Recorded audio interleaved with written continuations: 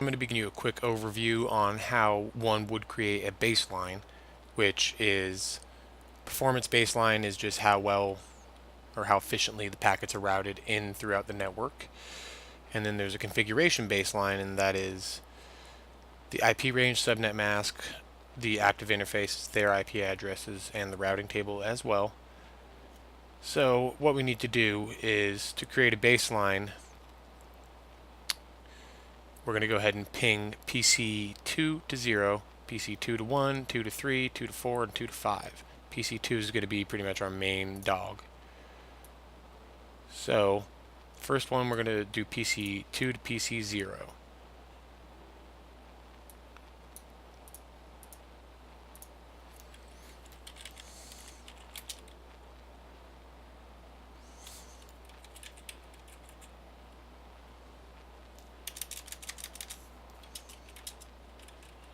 I think it was 10.10.2.1.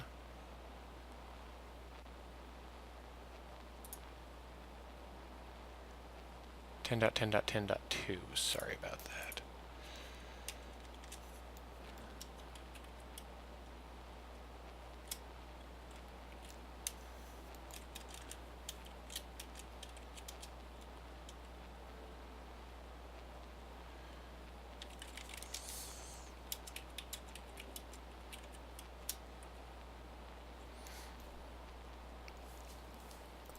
So we're pinging this just to check to see. Okay, and it looks like an average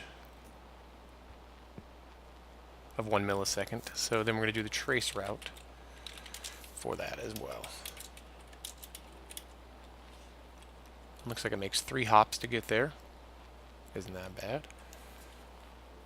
So now we're going to ping PC1 from 2. PC1 should be over here. 10.10.20.2.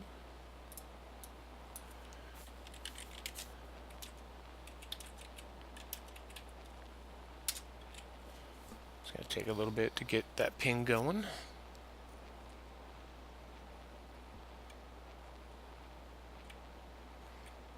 Looks like, yeah, we got a hop there that was 11 milliseconds, so let's trace the route here.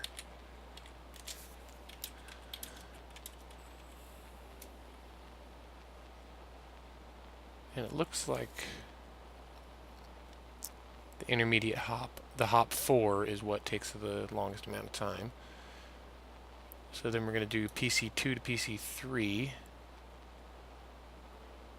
30.2.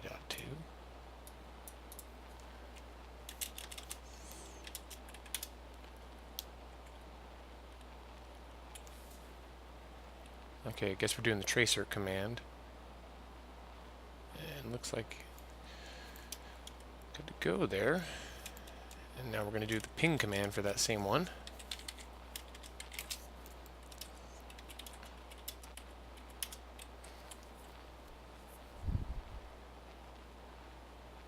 Looks like we're good to go there. A little bit of a 1 millisecond latency on the second hop there.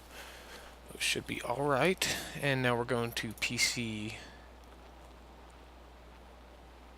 We're going to ping PC4. Right here. 50.2.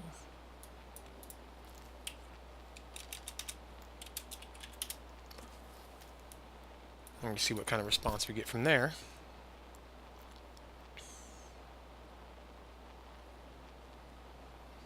.11 milliseconds, so now we're going to do the tracer on that.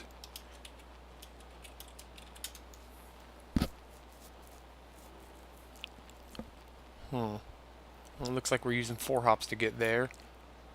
And that would make sense because we go from here, hop to that, hop to that, hop to that, and then finally hit the PC4. Okay, and then what you would do the rest of this, you would perform the ping command about 100 to 500 times to get an average ping, and then you would make sure that the route it's taking is the most efficient route.